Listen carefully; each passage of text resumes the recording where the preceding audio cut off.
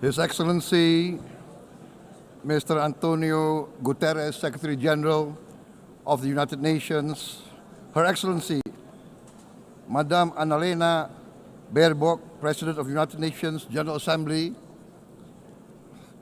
His Excellency, Mr. Moses Abelian, Under-Secretary General for General Assembly and Management, Excellencies, Heads of States, Heads of Governments, distinguished delegates, ladies and gentlemen. It is indeed a great honor for me to stand in this august General Assembly Hall among leaders and representatives who represent almost all of humanity. We differ in race, religion, and nationality, yet we gather together today as one human family.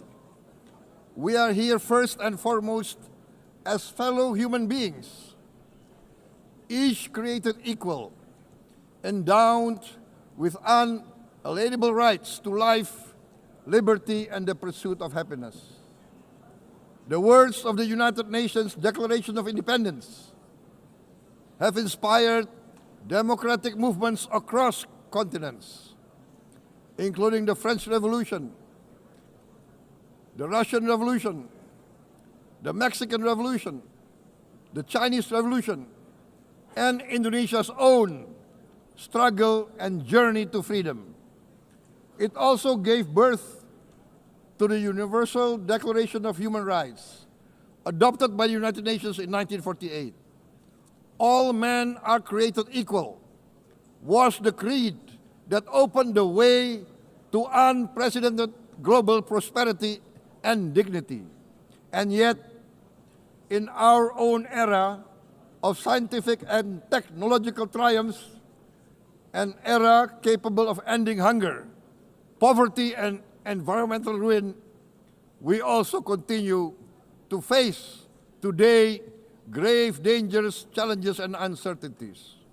Human folly, fueled by fear, racism, hatred, oppression, and apartheid, threatens our common future.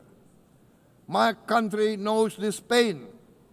For centuries, Indonesians lived under colonial domination, oppression, and slavery. We were treated less than dogs in our own homeland.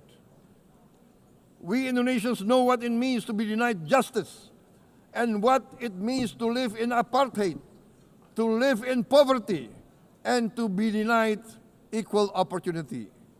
We also knew what solidarity can do.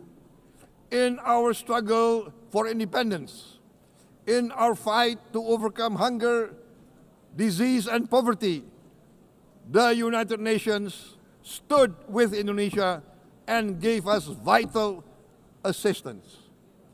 Decisions made here based on human solidarity by the Security Council and this Assembly gave Indonesia independence, international legitimacy, opened doors, and supported our early development through the efforts of the United Nations Children's Fund, the United Nations Food and Agriculture Organization, the FAO, the World Health Organization, and many, many other United Nations institutions. And because of that, Indonesia today stands on the cusp of shared prosperity and greater equality and dignity. Madam President, Excellencies, our world today is driven by conflict, injustice, and deepening uncertainty.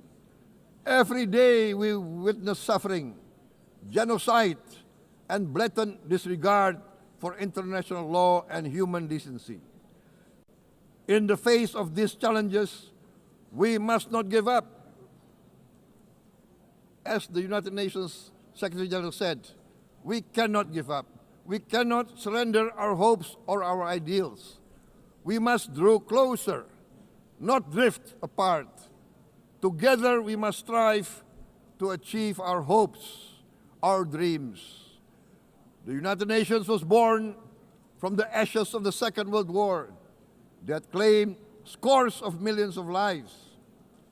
It was created to secure peace, security, justice, and freedom for all. We remain committed to internationalism, to multilateralism, and to every effort that strengthens this great institution. Today, Indonesia is nearer than ever before to meeting the sustainable development goals of ending extreme poverty and hunger. Because years ago, this very chamber chose to listen and uphold social and economic justice. We will never forget. And today, we must never be silent while Palestinians are denied that same justice and legitimacy in this very hall. Excellencies, Thucydides warned, the strong do what they can, the weak suffer what they must. We must reject this doctrine. The United Nations exist to reject this doctrine. We must stand for all, the strong and the weak. Might cannot be right. Right must be right. Indonesia today is one of the largest contributors to United Peacekeeping Forces. We believe in the United Nations. We will continue to serve where peace needs guardians, not with just words, but with boots on the ground.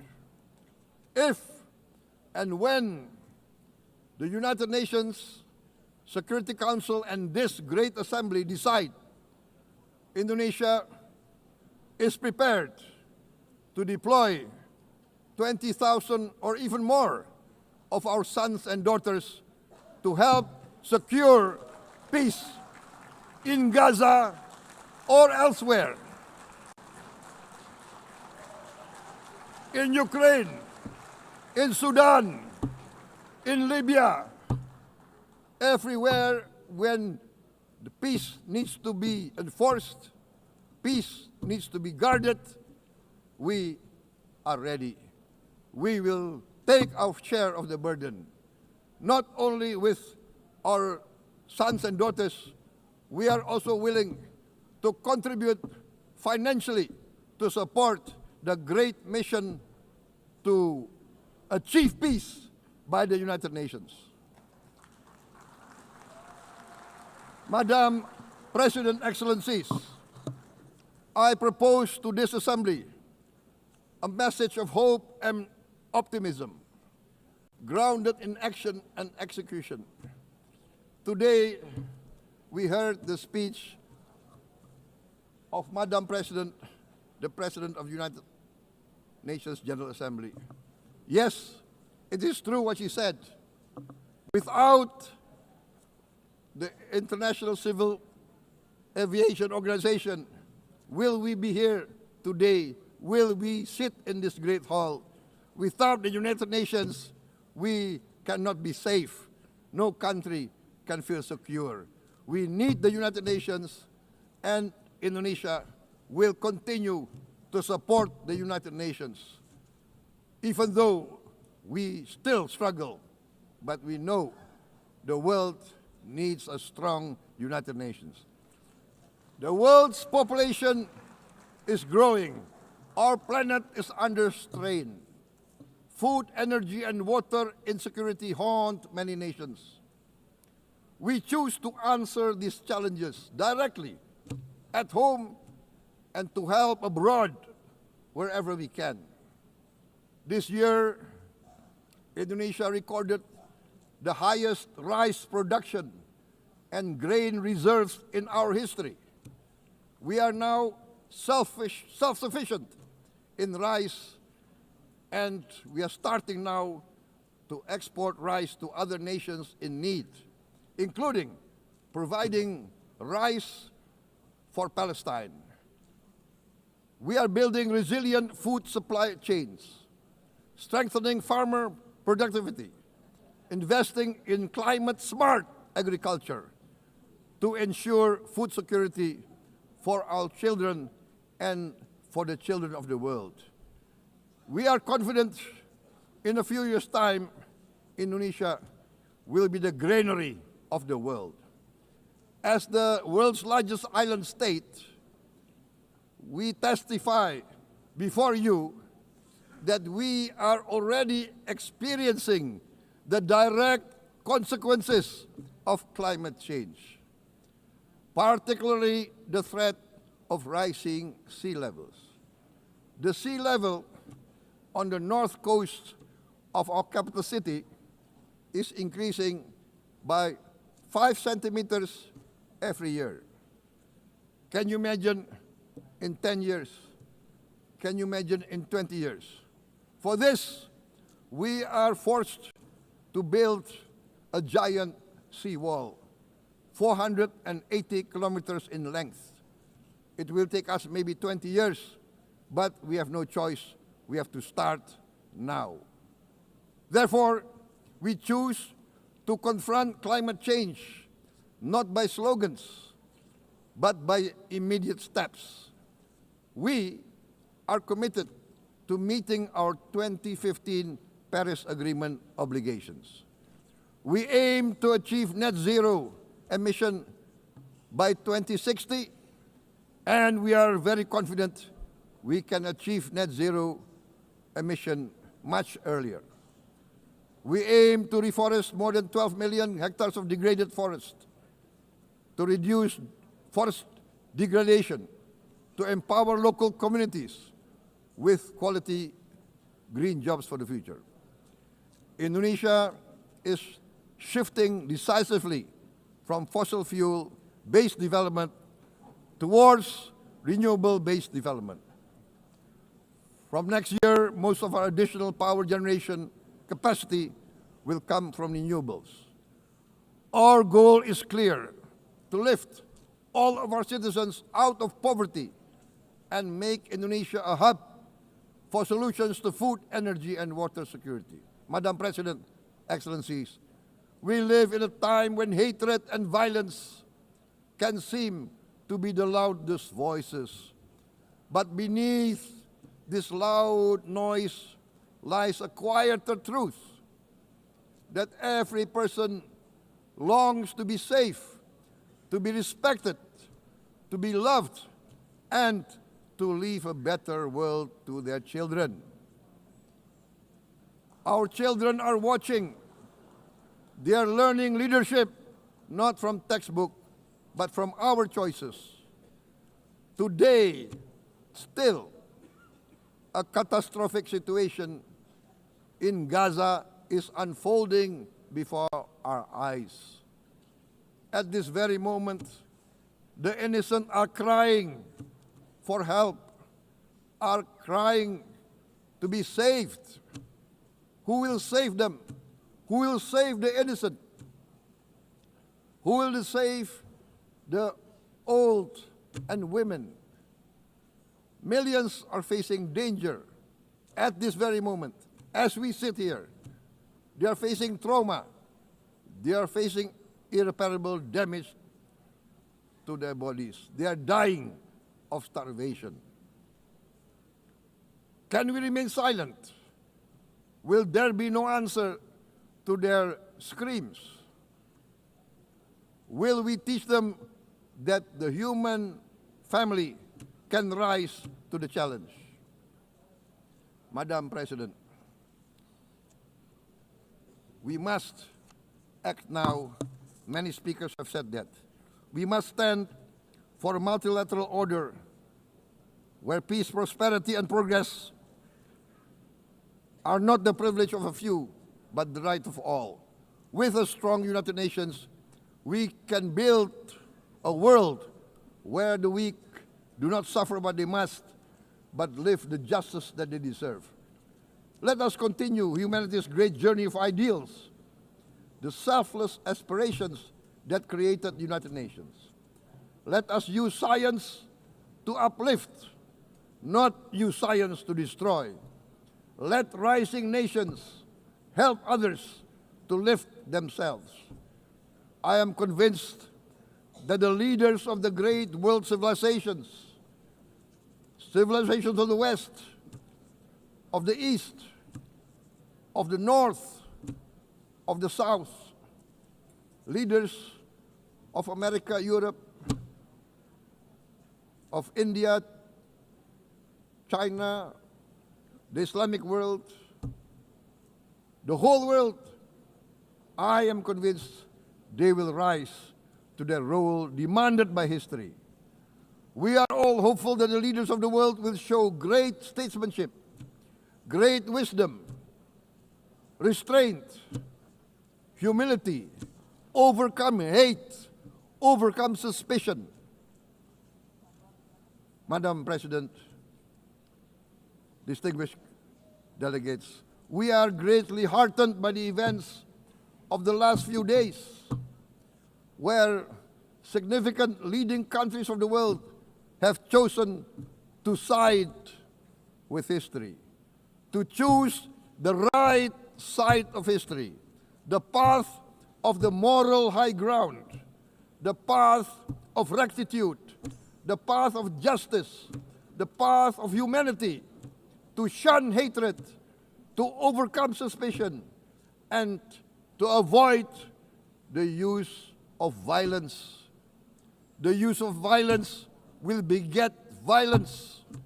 No one country can bully the whole community of the human family.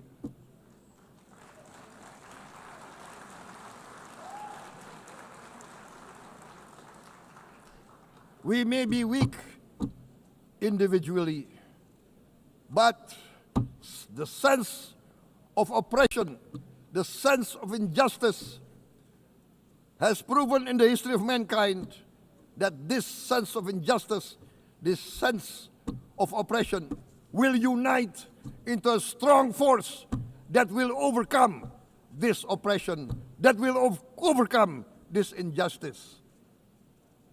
To close, I would like to reiterate again Indonesia's complete support for the two-state solution in Palestine. We must have an independent Palestine, but we must also recognize, we must also respect, and we must also guarantee the safety and security of Israel. Only then we can have real peace, and no longer hate and no longer suspicion. The only solution is this two-state solution. Two descendants of Abraham must live in reconciliation, peace, and harmony. Arabs, Jews, Muslims, Christians, Hindus, Buddhists, all religions, we must live as one human family. Indonesia is committed to being part of making this vision a reality. Is this a dream? Maybe, but this is the beautiful dream that we must work together towards. Let us work towards this noble goal. Let us continue humanity's journey of hope, a journey started by our forefathers, a journey that we must complete. Thank you. Wassalamualaikum warahmatullahi wabarakatuh.